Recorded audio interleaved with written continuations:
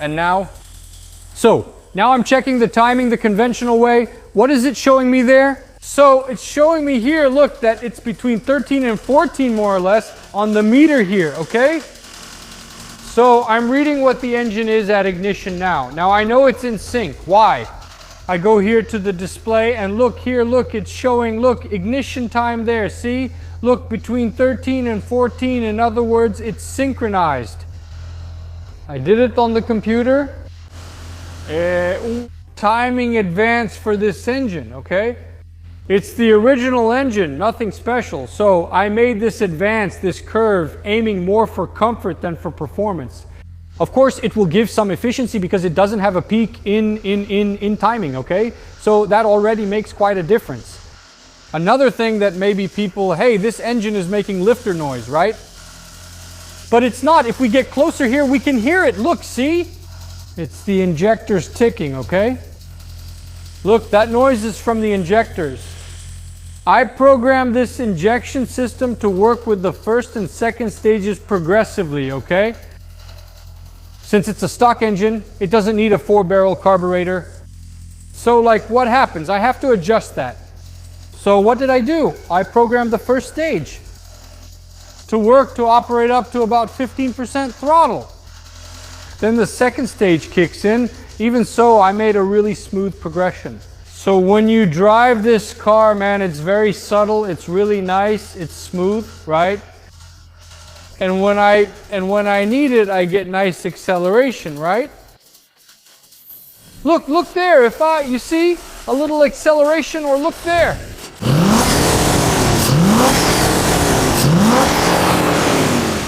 It really feels like a different engine, right? That's wild.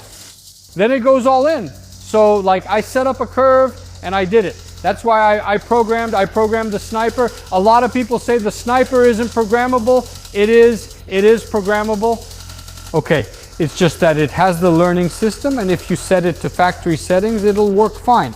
But to get it just right, it takes tuning with the tuner's touch. The fuel injection tuner on the computer.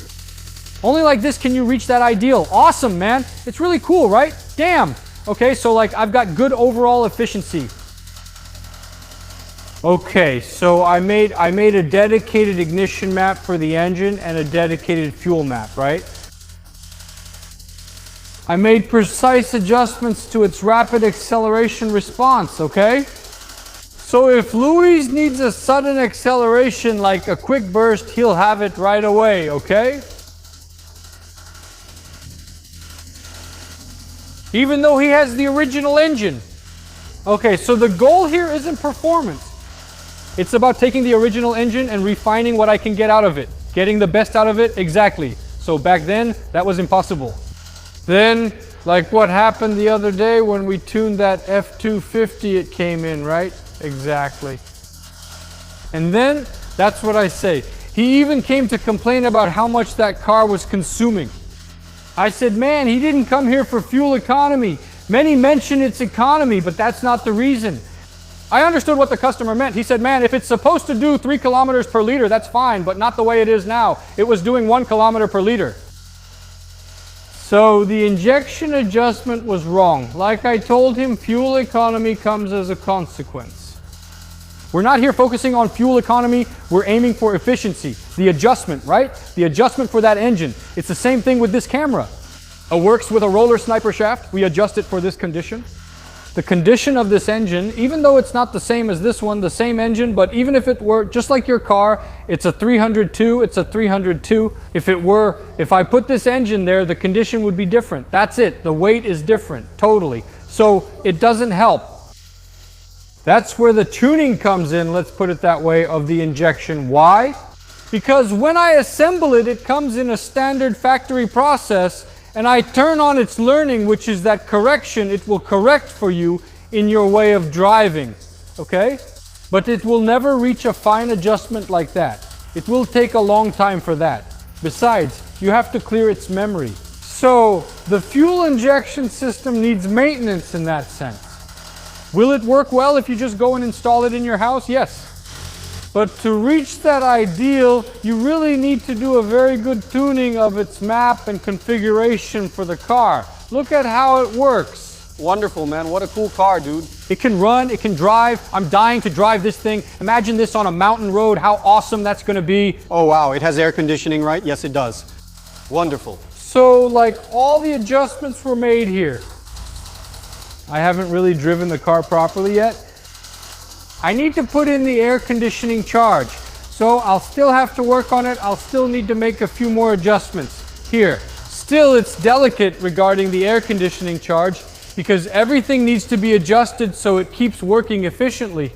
Man, the temperature A of this engine is ridiculous. Yeah. Perfect. It's got the original radiator with the Tromi with an enlarged core, right?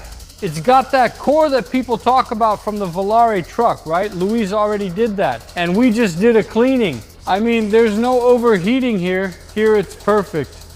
So that's it, man. It's all set. The operation is... It's ready for delivery. Right? Yes, here it is. It's good. Like I said, let's put in the refrigerant charge. When I turn on the gas, the air conditioner, it doesn't demand much from the engine. I need to see how the injection will behave in this situation. And then I'll adjust, if needed, just a little bit more regarding the load because it increases the engine load, right? With the air conditioner running while going uphill. I need to see how it's going to be, right? But it's a very fine adjustment, yeah. Because now to get to this point, we've already spent a few hours working to reach this ideal. Cool, right?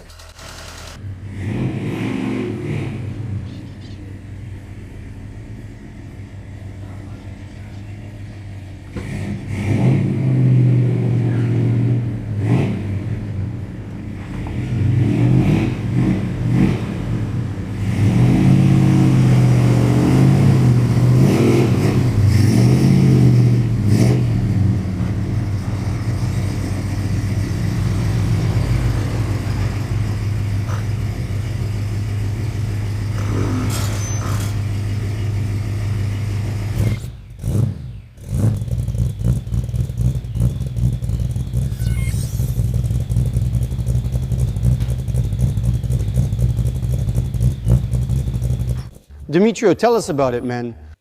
That's awesome, bro. Did you like it, man? That's awesome, man. I'm really happy, dude. So the initial setup here. This looks beautiful. Tell me about the chassis. How did the chassis come back? The chassis, man, came back perfect. This dirt in quotes that we're seeing here. Actually, it's a protection, right, that we applied here because we're still going to work on some painting and stuff. So we applied this protection. Is it a product? It's a product, water-based. It's like a varnish, right? Water-based. So when we're done, we'll use the pressure washer, right? With water and wash it. So it comes off, right? Yeah, and it also comes off with dust from, it's called masking liquid, okay? We're going to apply it here later too, right? Because what happens, we're still going to do the white paint on this car, right? Let's not forget that, okay? The roof's white will spread to the sides. It'll go here on the sides, and we won't take this apart again. This is the final assembly. You saw that we asked you to bring the rubber parts today. That's right. Geraldo has already done a test here. Look, everyone, I brought the rubber parts from the United States. I finally have them at home. Yeah. So Geraldo can assemble it and check the result. He did a test here. Look over there. He's already sealing it with the rubber, with the new rubber there. Look how beautiful that is. There's no clearance, and without, look there, it hit. Sometimes when you put the rubber here, it can, wow, look. The guy even put his hand on his head from how nervous he is. Yeah, man, is that right? So, what happens? Yeah. Bodywork. Do you remember that we put this together and took it apart a bunch of times? Yeah. Everything we put together here was assembled both without the rubber and with the rubber. We used your rubber here. It's not this one, but we used your rubber. We took into account how worn out it was. Okay? So, when we assembled it with the new rubber, it made precise adjustments. You saw that when you got here, the door was already assembled and adjusted, and it was good. But not without rubber. Without rubber. I said, let's put the rubber on to see if we'll need to make another adjustment. Look at that. Nothing. Perfect. Perfect. So, what happens? This here is nothing more than well done bodywork. That's it. There's no point in doing bodywork without testing. That's why bodywork is important. There's no point in seeing a patch that's really amazing, beautiful, well done, if the adjustment wasn't made, man. Yeah, remember, this door was really bad, the other one too, but I think this was worse. So man, to get to this point, in a final assembly, you put the rubber on, the door closed like this with these gaps, man. Look at that. Wow, it happened so quickly, right? No stress. We put this together without any stress, man. That's right. We already knew. Geraldo says, I already know how it is, man. You know, let's go to the other side. Same thing. So, man, look at that. Look inside. Look at the black panel already. Yeah, it's ready. Ready. Ready. There you go. Look how beautiful. No, man. You see, the importance and peace of mind that building our own cars brings us. Look, a lot of people come to me here, they look for Z28. Sometimes they say, I wanted you guys to assemble it. We don't assemble cars made by other shops anymore, man, from outside body shops. We don't assemble them anymore, man. Even if like someone painted it and wants me to do it, I don't do it anymore, man, because it's just too much trouble, man. You know, we don't really know how the adjustments were made. That's what I usually joke about. If even here, with something we made ourselves, sometimes we get confused. Just imagine taking something I don't even know, man. When you see it, the car goes back to the body shop again, and you end up taking on problems that aren't yours. So, like, we work with several different areas here. We work with inspections, oil changes, do some maintenance on the electrical part, mechanical stuff, and some body work and painting. But assembling a car from scratch. I took it out there, I wanted you to finish it. Man, I don't do that anymore, because I know that's trouble. Each shop has its own procedures. It might even be better than ours. But the thing is, I don't assemble cars that weren't built by us anymore, man. Because otherwise, look here. Man, we got here, this chassis arrived, Booby assembled this chassis in one day. I saw it, man. I followed it on Instagram. It was a shame that you didn't, right? You didn't come, yeah. Day. Later one day, he set up the bed, the cab, no rush. And it took us a day to put everything together to get to this point. A day of work. It's because the parts just had to be fitted, son. Man, we had already done our homework. Yeah.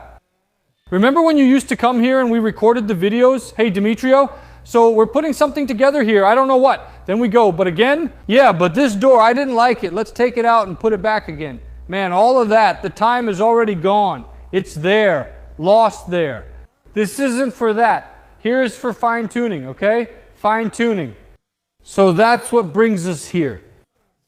Yeah, now we're reaping the rewards of what we planted back at the body shop. The time we spent there. Yeah, the so-called lost time. But not now. Look at this. See? Got it?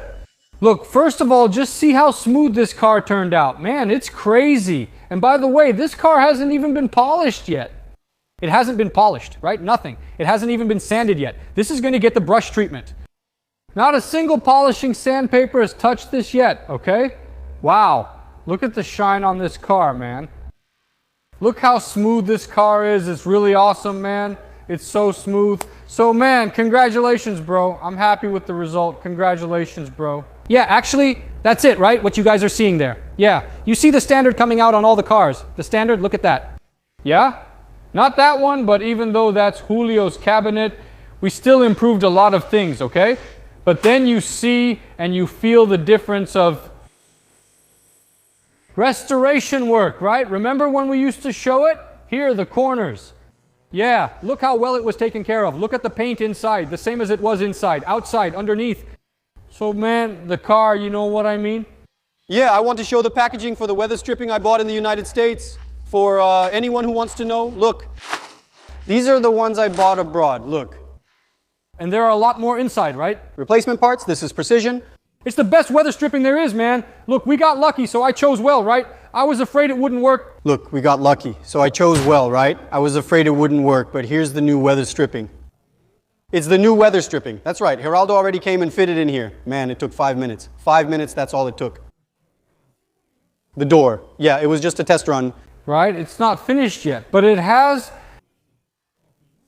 How does this fit here, Demetrio? What's missing? Here's how this weather stripping goes. This rubber, it's glued here, okay? This flap is glued here. It really gets glued on? Really glued, it's glued, okay?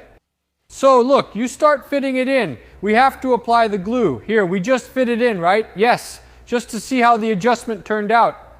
Then, when you get here, the original one, I think Geraldo even explained it to you, right? It has a cut. There's a cut here, and this flap comes here. Today, it's not like that. It's a rubber by the meter. Let's put it that way, right? So, what do? What holds it here now, besides the glue down here? The door sill plate. See? It goes with that aluminum plate here and holds this rubber here, see? Because here there's no flap. Here we have it. Look, see there? There's a flap. Here there's no flap. It starts to disappear. Here, what happens? It's glued here, and what holds it here is, see? It starts to disappear. Here, what happens? It's glued here, and what holds it here is the sill. It's really odd. Yeah, right? Okay, it's really odd. This here, to release, is very easy, okay? So it's just that some people, it's just that we didn't want to change it. We wanted to keep the original standard. But some people, I've seen that it turned out well already. There are people who, see here, look, try to show it here, Lucas. It has a tab here, see? This tab here, look, on the inside, see? This tab is to hold it inside this rubber here. To really hold it. It's not showing the rubber. Look, there, here, okay? So it's for it to hold. Look over there. Okay, there are people, what do? Sand this edge here and put a regular car door seal on it. It works well, okay? And you don't need glue. I've seen this many times. It's really cool. Does it work? Does it work? It works. In terms of sealing? It's the same. It's the same, okay? Because the problem is when water gets in, right? No. It's the same. The seal is the same. The advantage is that you don't use glue, so in theory, the job is cleaner, okay? The glue is kind of thin. Right? Yeah, but we didn't want to mess with that. I kept it since you already said you bought the rubbers. The rubbers. I said, man, let's keep it. Let's keep the original standard and move on. It'll work fine too. No problem at all. It's just that there's this system people have been using. I've seen it several times. It's cool. It works as long as the person also knows how to choose a good eraser, right? Because these regular door seals, they also come in various sizes. Really? Yeah. They have different thicknesses, so you have to be a bit careful when choosing the seal. So you have to know that the person doing this also needs to know what they're doing when installing the seal. Demetrio, man, this looks really nice. It does, doesn't it? It's really beautiful, man. Congratulations, dude. No, congratulations to you too, man, for investing and giving us the opportunity to show our work and share it with everyone out there. It's execution, bro. How is it done? These are the rubber ones too, right? No, this is something I bought in Paraguay. DVD, man. A really big screen to put on the car dashboard. Yeah, the big multimedia unit goes right there on the dashboard, okay? You're taking it for installation in Sao Paulo, right? Bro, here we have a complete new wiring harness for the F100. Cool, man. Danilo Ramos gave me this from Umurama, Paraná, where he was assembling it. Should we open it? Let's. Hold on. I'll grab the little knife real quick. The guy gave me a new wiring harness for his F100 that he gave up on fixing. I'll grab Carla's box cutter. I brought it from Moringa, and I need to check with you if that's really it. Later, let me know if everything's okay. I'm going to take a look right now, but at first, if it's from... Because we're going to need it, right? For sure. Because of the fuel injection and everything, no. This is something we'll do. After the windows, we'll already run the wiring, right? Already? Yeah. We have to take advantage of the fact that the bed isn't here. To put everything in, yeah. With plenty of space, right? Yeah. It's much better. Look at that, Danilo. Thanks, man. Wow. Look at that. Look, everything's all wrapped up. That's cool, man. Wow, geez, man. Cool, huh, man? He gave it to me, man, like as a gift. He said, here, take it. Look at that with the terminals and everything. Is that right? Nice, cool. Can you see yourself in there? Yeah, right? We find each other.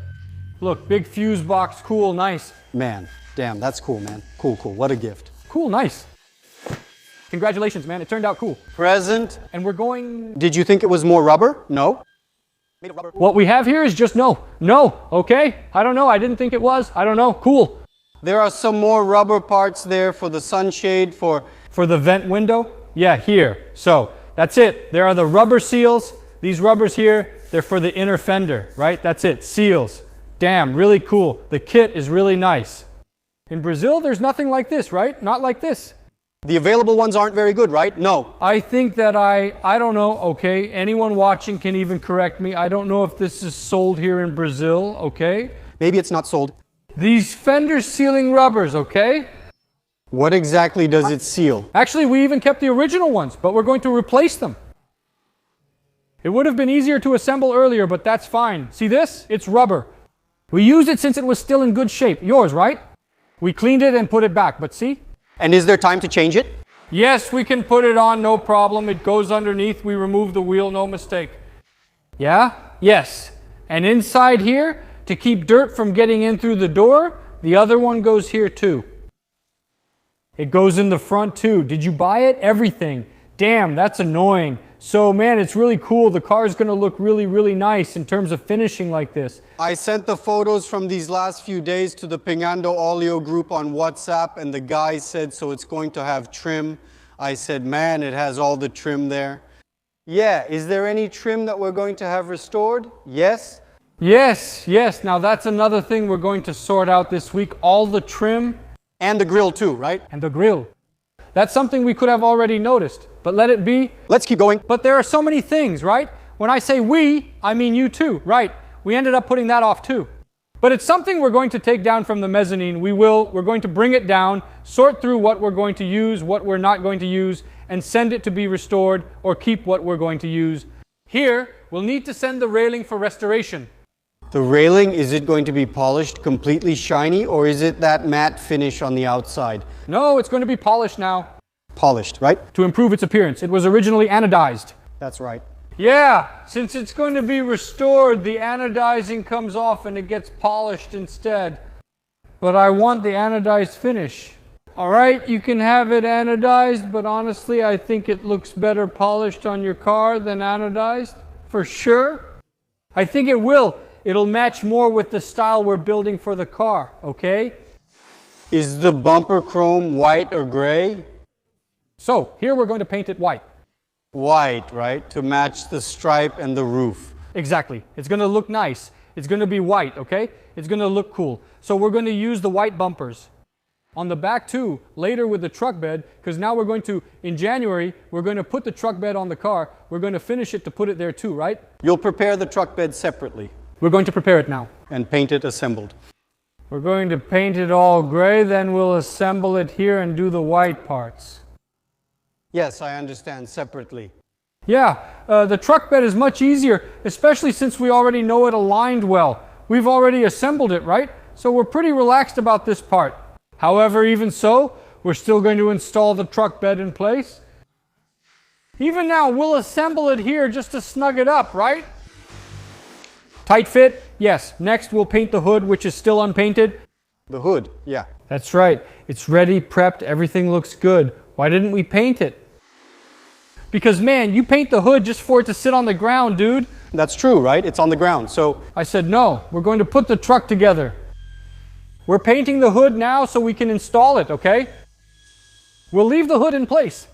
We're going to do more alignment here on the spring-loaded hood because this is just assembled for now. There are a lot of adjustments, okay? Then we'll put it together here. But it turned out nice, right? We'll get it to close properly, everything neat. All right? All right. And when we polish it, when we take it off, or when we go to do the mechanical work, put the mechanical parts in, we'll take the hood off. Even we, right, Booby, we joked around, damn, when we were assembling the chassis, that was the time to put the mechanical parts in, right? Yes, it would be cool to see it without the front, right?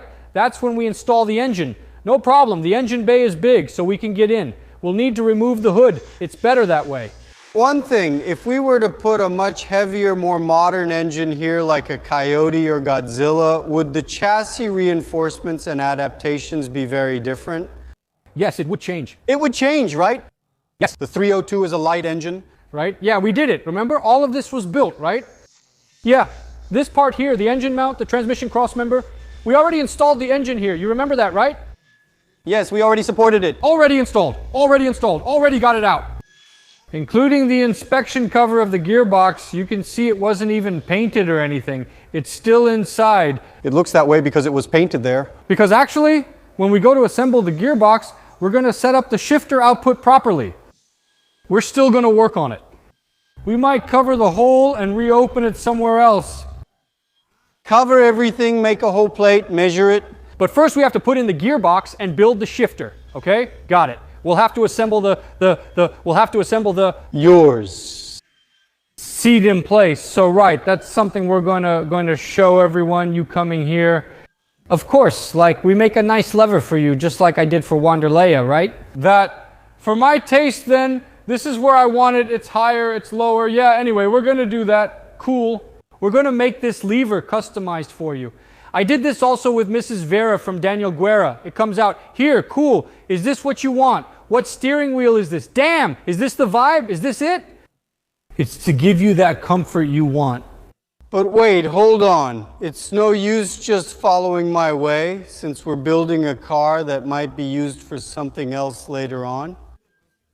Do you understand? So it has to be something almost universal, but that I like, right? That's it. There's no point in wanting to put something in that only works for me. So here's the thing. Depending on what you tell me, I'll tell you the pros and cons of doing a certain thing, okay? Good, good. I think that's it. The line of thinking is always like this. Okay, I liked it. Will this work for other people? Will there be more people who will like it? Will this be good for more people? That's it, of course. You have to think. Even if you say, I don't sell, I always say that. I'm not doing it for myself. I'm not going to sell it, but you need to see, we never know what tomorrow will bring. Right? You never know. You can make a very unusual deal. A very bizarre one. Exclusive. Very exclusive. It's complicated. Afterwards, you don't. Another thing I always say, man, here is this. When you are... I think the most negative point I see personally in a project, in exclusive projects, is that you kind of become a slave to the shop that built it.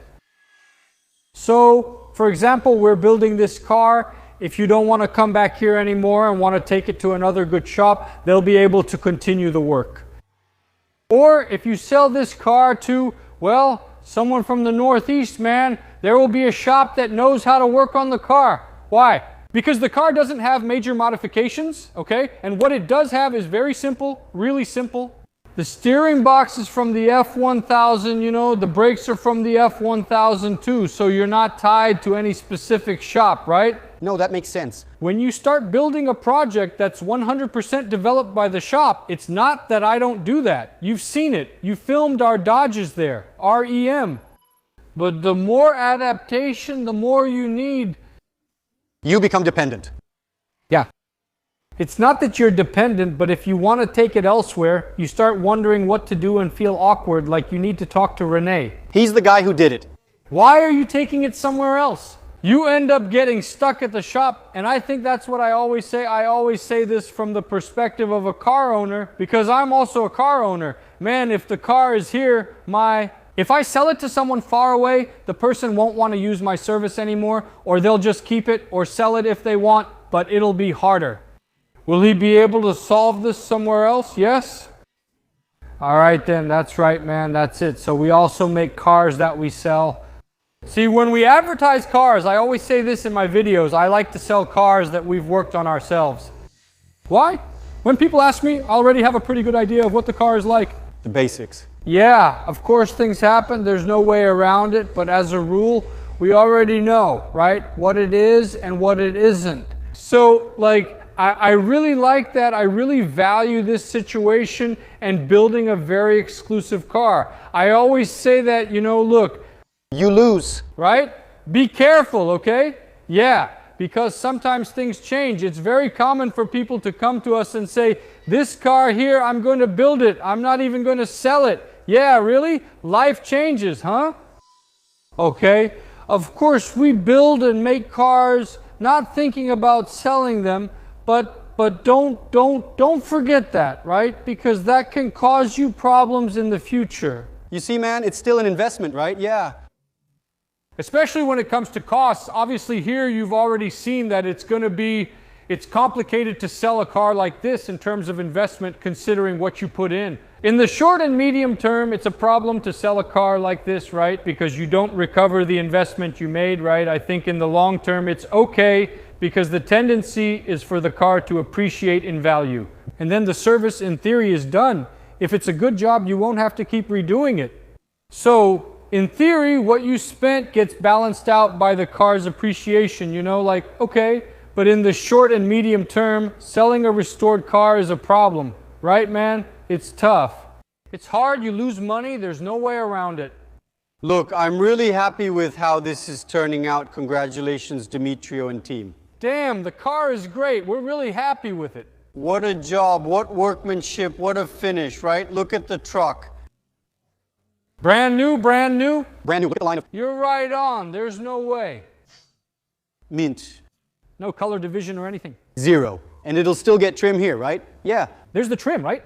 Look, I used to look at this and think, calm down, the guys are going to finish this here, look, done, here it is, look, 0, 0, 0. Beautiful. They haven't polished it yet. Funny. After you start assembling, look at the gray, right? How crazy it looks, right? Yeah, man. Someone asked me the other day, like, how did you guys come up with this color? I remembered it was the day I came here and we didn't even record. We just sat down to talk about her color. Yeah, because sometimes we have to be really careful with the shade. Remember, I used to say, man, we have to be careful. If it gets too dark, it's going to look like a police car, you know? It's going to be too much, right? It'll look like a patrol car. But if it's too light, you can't see it, and that's not good either. Did you see how it ended up almost tone on tone? Yeah. That's it, that's it, that's it. Yeah, it's tone on tone, man. It's not something flashy. It can't be flashy, man. The color separation, right, man? Incredible. You get really, really polarized, right? The color, you know, when you make a huge contrast. Really big. Yeah, of course it depends on the project. But in this case here, since we're using a color pattern based on Ford, right? We're not making up the white roof and the white stripe. No, we're using the color pattern that's used over there in the States. Fords come out like this, right? Here in Brazil, they even split it up, right? But they do come out like this too, right? They also come out like this. So we're not making anything up. We're not pinstriping anything. We're not inventing anything actually. Yeah, that's it. We're following Ford's standard. What we came up with, if you can even call it that, is the color, right? It's beautiful, huh? And even so, you won't have to deal with paperwork because it's registered as gray. Yes. In other words, predominantly gray. Predominant color, gray. So the car remains the predominant color, right? So there's no problem with that. So incredible, incredible. Just imagine when it gets to the finishing touches, grills, trims, new tires, they're coming soon too. A few have already arrived here. When it's time to put together all the wiring, when the mechanics are fitted into the engine bay, getting to the final steps, then it gets easier, right? It's going to look good, it's going to look good.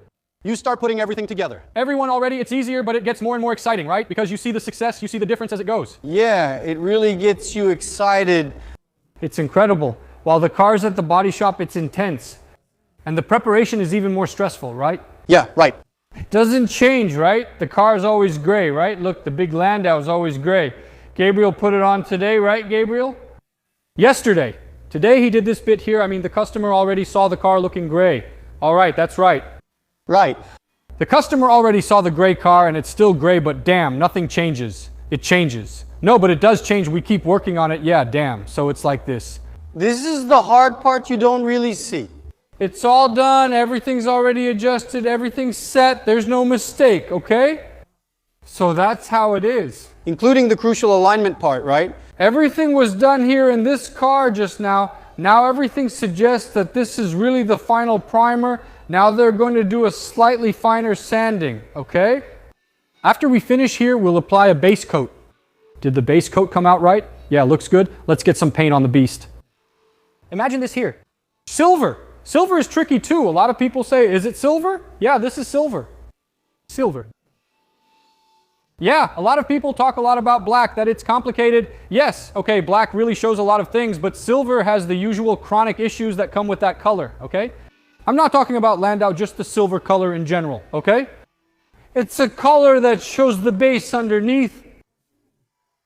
Yeah, in terms of mapping, okay? Like you can see mapping underneath, right? So you have to be careful. Silver reveals that, okay? So the preparation of a silver color has to be very, very meticulous. A darker color, even the polyester base doesn't show as much, but silver, man, it's revealing. Look how crazy that is. And you also can't use too much paint. You have to follow the right process, because if you don't, it ends up with what we call a moon crater effect, right? Because the pigment builds up. So the paint ends up looking really bad. Even when you put the clear coat on, it still looks like that. So there's a whole process to it. If you use too little, it gets streaky. Silver is kind of tricky. It's dangerous, you know, João. Silver is a bit of a difficult color to work with, okay? We have to be careful. Did you know that? Or no, we have to be careful, okay? For example, Tempo. the old silver car, right? So here, look, now it's wet, so I can't show it. But this hood here, this hood is from a silver Camaro, okay? Look, it's Camaro. It's a color. It's a Camaro color, a silver Camaro color we're doing on the hood. So we did the body work on this hood, prepped it with primer, and this primer here is primer with silver pigment. It's not painted yet. Isn't it? No. We applied it, it gives a certain shine. Wow, that's what we're going to do on the Landau, okay? I'll get a cloth just to wipe it here for you. Want to see? Oh, that's cool. This here, look, let me just wipe it a little. We left it out in the sun, baking for a month. Really? Did you leave it on purpose? On purpose, sun, rain, this is the best. Why? It's the thermal shock. I have to make all this material evaporate, okay? So I run less risk of mapping. And the hood is a problem because it's the part that gets the most heat, okay? Gets the most heat. So for you to have a mapping problem, it's very easy, really quick, yeah. And here there was a bodywork repair. So we have to be a little careful. That's why we applied the primer, fixed it, and saw that everything was okay. And then Tuco came in with this silver primer, which we order from PPG. Look, okay, for silver colors. That's crazy. Look how nice it turned out. Look, there's no waviness, see? The hood is already perfect. Look, smooth, okay? We left it in the sun. That was yesterday. We left it in the sun yesterday. Today it got some sun. Now it rained. That did it. It dried well. Okay, look. And it's primer. So what happens? It's really dry. Look, really cured. Okay, that's what I want. Why do I put my nail here like this? See? Because when you have a AA improper curing or too much material, when you press your nail, you see the little nail mark. Okay, seriously. Okay? So we don't want to see the little mark. We want to make this really firm, really dry. Why? It's a sign that all the solvent here has evaporated. Okay, the material is crazy. Right? Yeah. And now we're going to start sanding again, okay? Finer.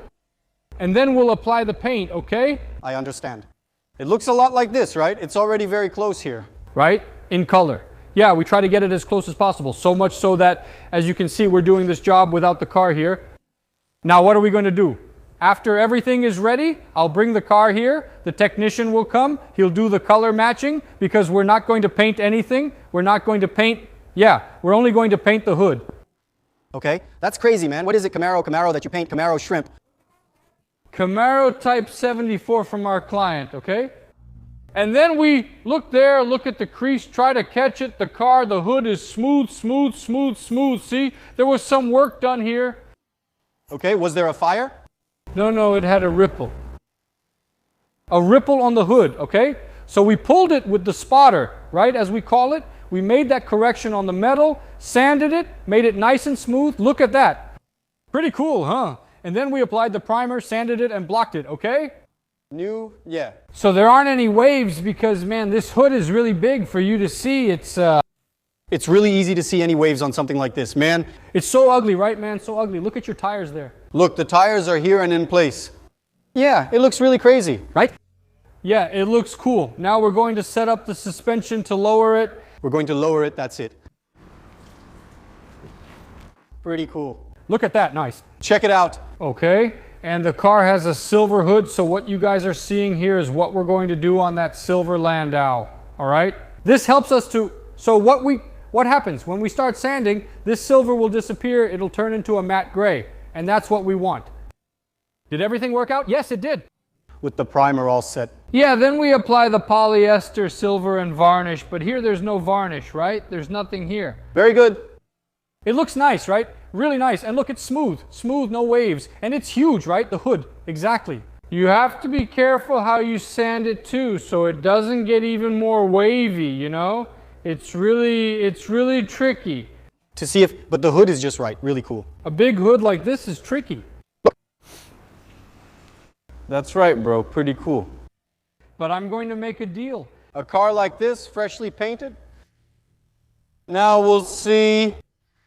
Demetrio's giving it a final wipe over there, but look at the side of the car that he wasn't going to paint.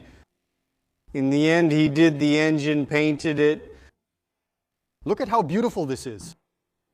Look at this. But look at the size of these panels. You don't see a ripple. Today, we're also going to show the pickup truck. I've been off work for 2 weeks. The guys sped things up, man. It looked great on the pickup, man. Look at this. It's really beautiful, man. Hey, Demetrio. All good? Hey, man. Damn, you really skipped work, huh? I took 2 weeks off on leave. Yeah. What was it? Some kind of leave? I don't know. Yeah, bereavement leave? End of bereavement leave, start of child vacation. Rico came here to see the pickup truck too. Goalkeeper? Now goalkeeper. Did you like the pickup truck? Okay. Yours? Do you think it's going to look good? Okay. Did you tell? I told. It's just that this battery doesn't... Is the battery bad? This battery isn't very good, and it's not even this truck's battery. Demetrio, are you ready there? Yeah, we're finally here, man. The final adjustments. But there was a little problem with the distributor wiring harness.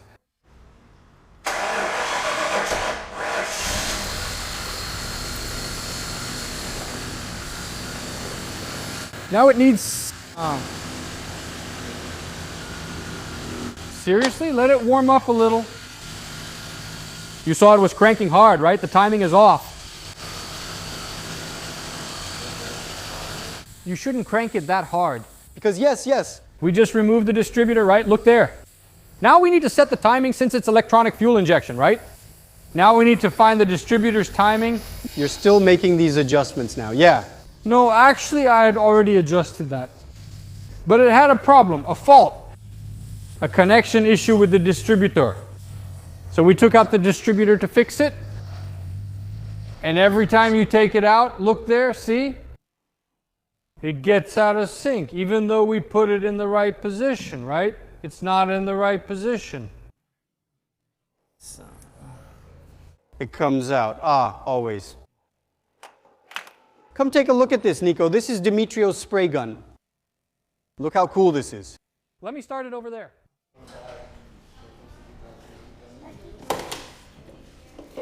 Watch your hand, okay? There. The girl from Rio is here. Don't run, girl from Rio. Jane and the girl from Rio. Turn around a little, booby. Turn the distributor a little. On the distributor, turn it a little.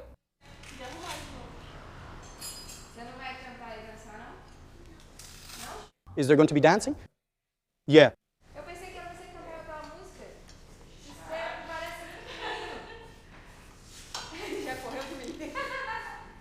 Let's go. Let's sing together. Come on. Go. Shoot. Kiss. She sings so well that she's gonna crash even YouTube.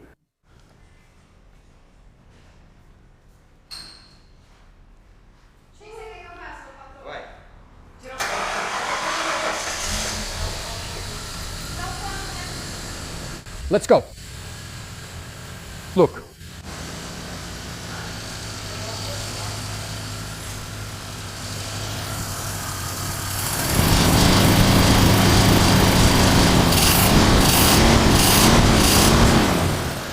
Wow, wonderful. Wonderful. Damn. Guys, damn, it's beautiful. Wonderful. Wonderful. Look at this. Remember we talked about the stripes, man. This here is... How amazing is this?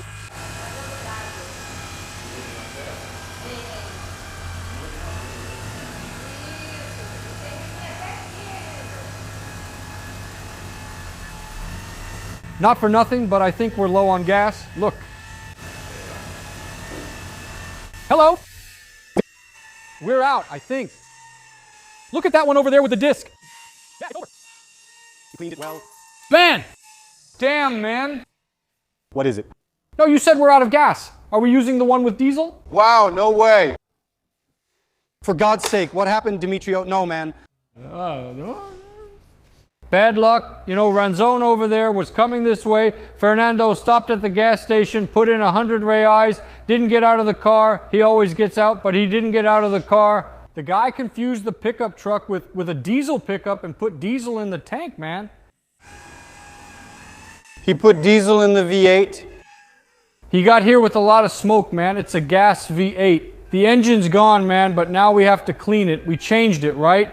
We drained all the fuel. We'll show you later. Then we took out all the diesel. Yeah, we put in the new gasoline. The engine is running perfectly, but still, until we clean out the whole system, it ran about 10 kilometers or so mixed with gasoline. But now we have gasoline and nothing else, right? Hey, the gas station attendant too, huh? Oh, look. The gas station attendant is something else, right? It's not the fault of people who stay in the car. I don't get out to fill up either. Yeah, that's right, but here's a tip. See, it's true. Old car, old car. Man, get out. It doesn't cost anything. There has to be a little fuss, right? You know, like take a look, see. For example, I'm speaking for myself. All my cars, hey, put it in first gear or it stalls. Then you throw it out. You have to, especially with pickup trucks. Especially pickup trucks. Right. Dodge, if you have a Dodge or an Opala, which has the rear part, it's good to check it out in person. Take a look at the pump. Yeah, in the case of a pickup truck, man, this one is an F1000, right, man? Yeah, F1000. The guy put diesel here, I see. It's really easy. Don't mind that it's a V8. Yeah, the guy doesn't even notice. We're going to have to take a break here so we can get some cream here. Cream? Let's go. What cream? Gasoline? Is it really over? Yeah, it's over. I don't know, Renee. Yeah, but she's really messed up. Look. How this turned out. Yeah, not there, not there. That one I took from the truck, look. It comes out from here, look. I wiped it. Yeah, he comes out from here, look. It's from here, look.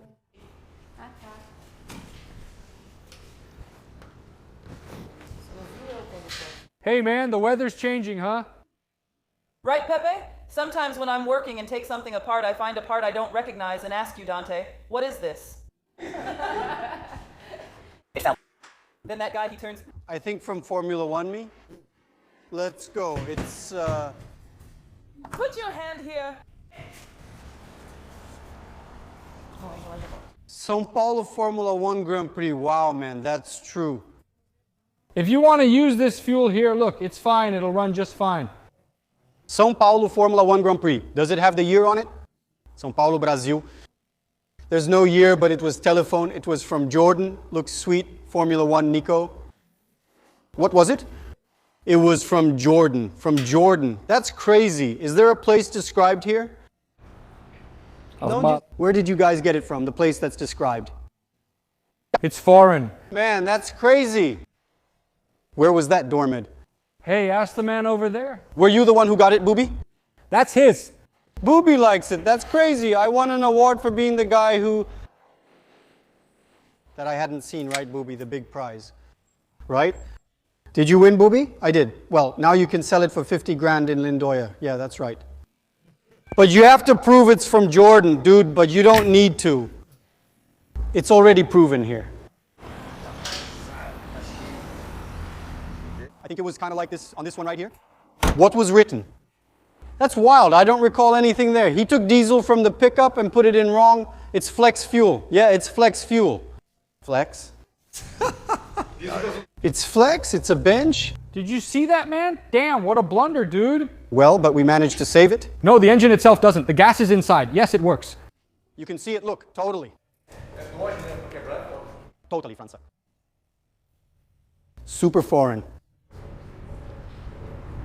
Really crazy. I think it's really worth quite a bit, huh? It's worth some money. Is this the engine? It's the engine. It's the C10 engine. It's the C10 pickup truck engine. We swapped it for another 6-cylinder, but from an Opala. So what's with this helmet? This one's from the old man, look. From that guy who was here showing us. So man, you see? So that's it, right? Just a tip. You see how dangerous it is, even for us, right? Man, Fernando is more experienced. That's true. He got pissed and said, man, I can't believe it, right? And it's funny because when it started, all that smoke came back here. I said, but we already kind of know, man, it's oil smoke, but it doesn't smell like oil. Raw, like that. It smelled and behaved like brake fluid had gotten in there. There are cases like that, so let this be a warning to people. That suddenly your engine out of nowhere started to smoke. First thing, of course, if the engine is running normally, but you notice a really big and white smoke, you have to check the master cylinder. Why? Sometimes it leaks and throws oil inside the brake booster. The engine draws air in here. So it pulls the oil, throws it in there, and that's what makes the smoke. Okay? Okay? Another thing you need to check in your engine when this happens is a valve called the PCV valve, which is also used to suck the gases from the engine. If the little ball gets stuck in there, it can also pull the oil. Okay? So for example, if the oil filler cap gets clogged, it can create internal pressure and push the oil up, pulling it through the intake. So it will push the oil into the exhaust. Okay? New cars have this too. People say that the valve is stuck. It's that anti-blowby valve. So all of this causes a loss of circulation, and you'll see that the oil will go up into the intake. So when the car arrived and Fernando complained about this, the first thing we did was remove the hoses, and I saw that everything was dry. Nothing was coming through. I asked, did you fill up the car? I got straight to the point. So yesterday I put 100 rays at the gas station and I thought, damn, I turned the key. She uses a sniper, right? Then it has that full primer, right? It has a quick shot of fuel before the first start. I stuck my finger in there and turned the key. Boom! To get some gas on my finger. Then I already felt that oiliness. I said, man, but there's diesel here, huh? Then he said, wow, I didn't even leave the car, man. He realized it right away. I said, damn, they filled it up with diesel. So we took out the hose, turned on the pump, and diesel came out. We took out a little more to check. We threw it on the ground. We even had to wash here because of that. Because it spilled, then we could feel it. And why is that? He put 100 Rs worth of diesel. That gives how many liters, more or less? About 16 liters? About 16 liters in a tank that should have about 40, 50 liters of gasoline. So, man, but it turned into a mess, man. So and now he drove about 10 kilometers. Which isn't much, but it was enough to contaminate everything. Now we're already driving. We've already cleaned the tank and everything. Now we're running on gasoline. I put in some gas with additives. I put in a grid to help with that and clean it, right? Clean it, but you have to drive. You have to hit the road. You have to clean out the whole exhaust, man. So the smoke has already gotten a lot better. Later we can even start it up to show you. It already works. It's much cleaner now. But here's a warning for everyone. Be careful. Right? In some other car or engine, it could ruin everything. If the percentage of diesel was even higher, yes, what would happen? If you keep driving, what will happen? You'll have problems with the piston rings, okay? And another thing, a gasoline engine doesn't have the compression to burn diesel. It just doesn't. So what happens? It keeps pushing it out, and it keeps contaminating. So it starts dripping inside the exhaust, and it burns everything. That's why there's all that smoke. That smoke is because it's not right. It's going to burn the spark plugs. If there's too much, it can even cause the rings to seize up. Wow, because all that oil is going to go down.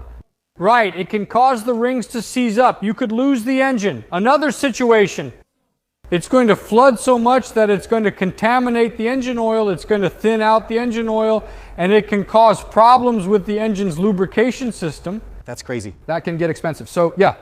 It can cause serious problems. Yeah, here it was diagnosed very quickly. There was no mechanical damage. But it's inconvenient for this oil to keep leaking little by little, right? But in an engine, this is a new engine with 5,000 kilometers. It came here to have the oil and filter changed. With a new engine, there's less of a problem. With an older engine, where there's carbon buildup on the piston heads, the problem gets worse. Because it can break loose that carbon, and it can get stuck and lodge itself in the rings. Then you make the problem worse. The risk keeps increasing. Not here. Here everything is fine.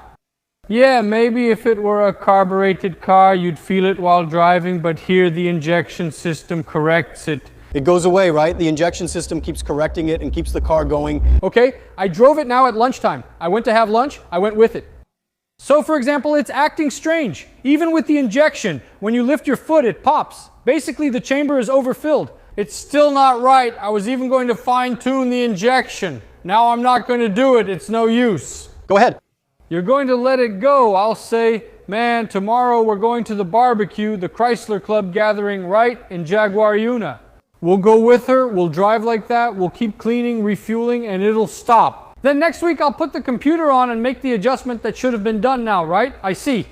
Unfortunately, but the car is, I don't know if we've already shown this car. We showed it. That's an agile car. The wonderful one. One is a dually, right? It actually has a 360 Chrysler engine.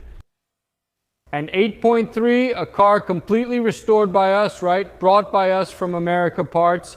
We brought the car to Brazil about 3 years ago, I think. It's been 3 to 4 years. It was all ugly, you know, all dented, really dented, right? Then we restored it. We restored the whole thing. So it's really cool. The car, wow, amazing. Luis's car here. What did you think? Was it easy? Was it smooth? Man, Luis's car was impressive, you know. It was a car that came in with no plans for a restoration, right? Especially because the car was already beautiful. Yeah, in the end, it turned out the way it did. It actually ended up becoming a real restoration. The car surprised us. Yeah, it really deserved to get that paint job and restoration. You know, the engine, the bodywork. And in the end, we extended it to the engine, you know. He said, man, since it's already there, so let's do it, right? Good call. Take it out, right? So we took out the engine. We diagnosed it since the engine always worked very well, but it had a little shake, you know. And I always said, man, that's typical of the cylinder head. But I did it. It wasn't us who did it at the time. But I did it and all. I said, all right, keep going like that. Then he said, man, don't you want to open it up? So we opened the engine. The engine didn't need to be overhauled, but we sent the cylinder heads to the machine shop and things were really bad there, man. We had to replace all the valves. We had to replace all the valve seats due to heavy wear. We then fully reassembled the overhauled engine. Wow, it runs completely differently now. He's super happy. We're really just doing the final assembly and running adjustments. And it's practically ready for the final delivery of the car. The car turned out, as you can see, it's like something out of a movie, right? The car is still black, right? Man, it's spectacular. Land Cruiser, black Landau is rare. And the nameplate on this car is black, right? It's an 80 black on the nameplate. So the car's template turned out great. We assembled it that way, right? Man, really well done, right? Really well done, yeah. It was all pinstripe, the little stripes, right? I did them myself. I like to do the stripes my own way, you know? His stripes turned out nice. So we get we talked about it the other day. I really recommend the stripes from Old Design. They're really original standard. But Flavio even knows that I do this. I use it, I use the mask, you know, it's paint. But I don't put the mask there. I take it off and make my own. It's kind of crazy. Even Luis said, man, I sent him the videos, right, of me doing it. He said, you're crazy, man. I do the filleting by hand. You know, one by one. I use his band, which is a really good band. But I do it by hand. One by one. By eye, right? So it keeps an original pattern. Like in terms of width, you know? It's a little wider than the tape he sells. Which is really good. For anyone who wants to do it, it's perfect. It's perfect. But we like to make it a little thicker, like the original, like the one we have there. I can even show it. It's a little wider. Okay, right? Yeah, it's really original. It's a little rougher. The mask is even more refined than the original. It's even more refined, but I like to keep it in the original style, which is a little wider, okay? Than the strip this mask is made from. I like to make it a little wider, just like the original style. See, look, you can see it. Captain Animal. I fillet it by hand. Wow, that's awesome. By hand. I take them out one by one. I put them aside. I pull it out. I put it aside. I pull it out. Until I get this result, I have the original measurements. So I can make it really close and almost exactly the same as the original. So, take a look. All the spacing pattern, look at that. Everything's perfect, yeah. So like I said, you can feel it here, right? The stripe, like you even joked, no, this is a sticker. It looks like a sticker, man, but it's really the stripe. Here's what happens. Originally, it comes like this from the factory, right? It's on top, it's painted over the paint. There are people who do it. That's what I usually say. Fillet and varnishes. There you go. Then you have a strip that's eternalized. So you don't have the risk of polishing and someone burning it. Here, no, here. You have to be careful when polishing, okay? You can't force the machine. So you have to know how to polish like an original car. For sure, a lot of people have already heard, man, you're going to come polish and eat up the stripes. That's standard. That's exactly it. I, Demetrio, prefer it like the original standard. I prefer it that way. I like to feel the stripe like this. And another thing, it's like I say, if by any chance something happens to the car and I don't know, it's likely to get scratched, right? I can do touch-ups up to here, or a good professional can do it. Now, if you varnished everything, it's like I said, the little strip isn't there for, the strip is like a rug for you to sweep the dirt under. So I can mask it off up to here. Now, if you match this here with just varnish, there's no way to leave it like that. That makes it complicated. So these are just my preferences. I prefer it this way. That's my opinion. Not that it's wrong for someone to varnish it. That's not it. It's just a matter of preference for those who do that. That's not our case. Here, I use and always recommend keeping it in the original style. If the client says, no, Demetrio, I want you to do it with clear coat, that's fine. Okay, I'll do it, but I always say this up front. Look, that's not how it was originally done, okay? And understand that if something happens, you might have problems with the pinstripe, right? If you need to do a touch-up, then there's no way around it. Imagine this starts as one thing and then becomes a single piece, right? It's one, yeah, you blend the pinstripe in, it doesn't change anymore. Across all the bodywork. In other words, there's nothing else you can do. If you need to do a touch-up, you'll really have to reproduce the pinstripes and clear coat it, man. There's no way around it. Again, everything. So, it's just my procedure. It's my opinion, right? Okay? It's raining just because I washed the cars. It really is. The pickup truck is out there in the rain. My car, the pickup truck, got all dirty. We were going to give it a touch-up. Yeah. Paciência. I was going to drive the cars, right? You were? I was going to drive the pickup truck. What happened to the pickup truck? Then this pickup truck had a problem with the fuel tank, man. It started leaking. It has a plastic tank. It's a good brand tank, by the way. Then it started leaking from the drain. So we bought the seal and tried everything, but there was no way, man. We changed the tank. We assembled it yesterday. We put it together yesterday afternoon at the end of the day, right? You changed the tank and found a tank for her? Yes, I bought the same one that was there. Yeah. Can you find that on the market? Yeah, it's a D20 tank. D20 tank, but is it plastic too? It's plastic. So, did you finish it? yeah, we had to send it. No, the leak didn't happen again, but we need to test it now. No, it's done already. It looks nice, huh? Look at, you can see Carla's work here once again, polishing. 0. 0, 0. The best of everything, right? Of everything. Ah. Do you want to close it? Look. Wow, what a nice truck. Look. It really is, isn't it? That was everything. Now it's going to work.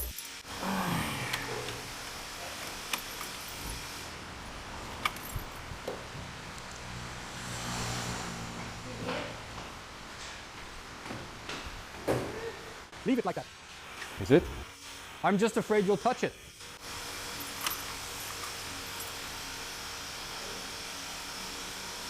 I just have to touch it.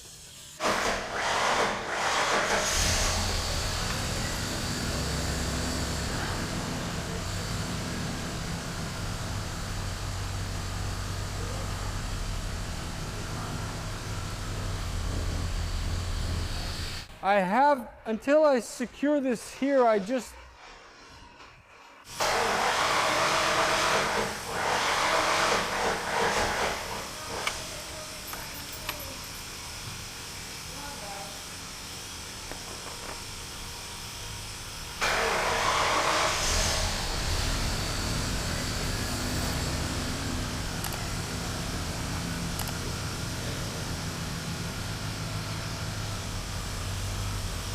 Woohoo!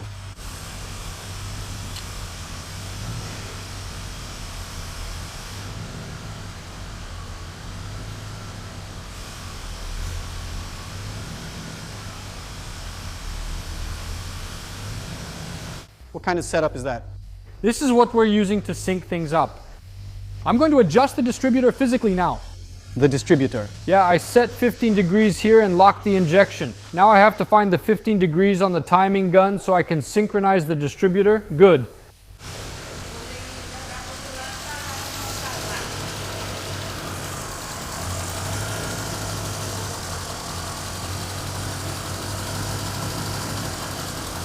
It's loose.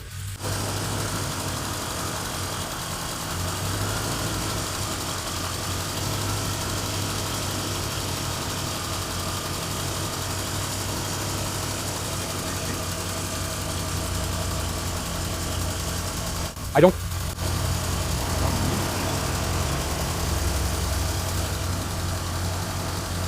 Hey, I'm good, thank you.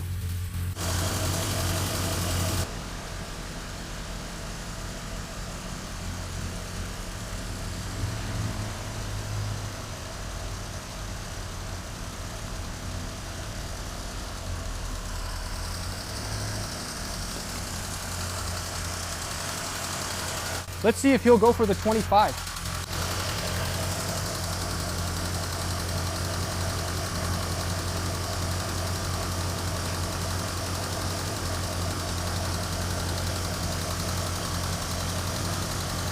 That's right. See? I set 25 on the display and then I check if it moves, if it advances to 25 degrees. And it moves forward. It's just right. It's right on the mark. Yeah. What is it that you don't... You won't make it. It won't sync because of the frequency, right? That's it. You can't show people what it's really like, but...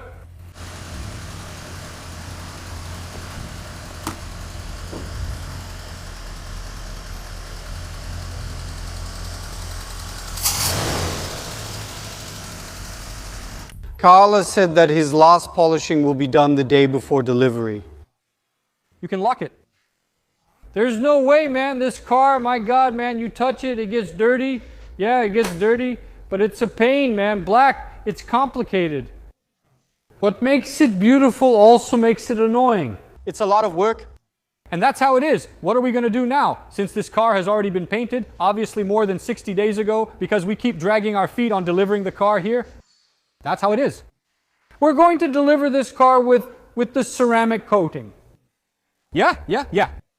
I don't know exactly yet what kind of ceramic coating it'll be. Our technician over there is the one who will explain exactly what she's going to use here. But what happens? Ceramic coating will help keep the car in better condition, okay? Yeah, ceramic coating has this ability to help. When you wash the car, it doesn't stay, you see? I don't know if you can see the holograms here. I don't know if you can catch that. But look, the car's full of holograms. Holograms from the towel and another thing. She hasn't finished polishing this car yet. Okay, so that's it. She'll finish it, really do the whole polishing pad process. The whole mirror polishing process. Then she applies the ceramic coating. That's right, it'll look even more...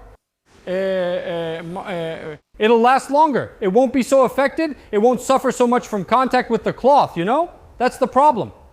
Black is tricky in this situation, right? Did it freeze over there? Did it freeze? So, did it freeze over there? It froze.